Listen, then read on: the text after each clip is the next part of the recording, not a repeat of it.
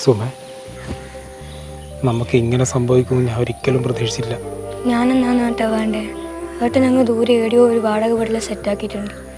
നാളെ തന്നെ അങ്ങോട്ട് മാറുമെന്നാണ് പറയുന്നത്. നിന്നെ കാണാണ്ടിരിക്കേണ്ട കാര്യം ആലോചിക്കുമ്പോൾ അപ്പം അനക്ക് വിഷമമില്ലേ?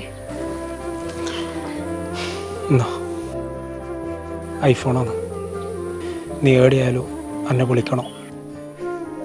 തുണീൻ്റെ ഉള്ളിൽ വെച്ചേ. ഇനിയിപ്പോൾ അത് കണ്ടിട്ട് ഒരു ഭക്ഷണമാക്കാൻ നിൽക്കണ്ട. ഓട്ടെ.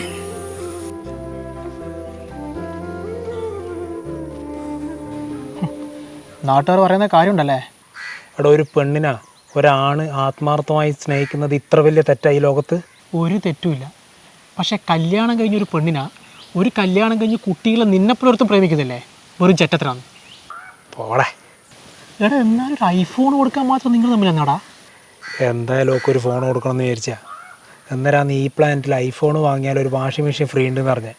അതുകൊണ്ട് ഐഫോൺ വാങ്ങി. വാഷിംഗ് മെഷീൻ വീട്ടിൽ വെച്ച്.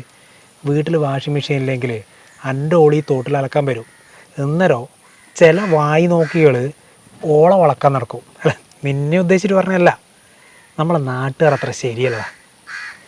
അപ്പം ശരി, പോട്ടെ.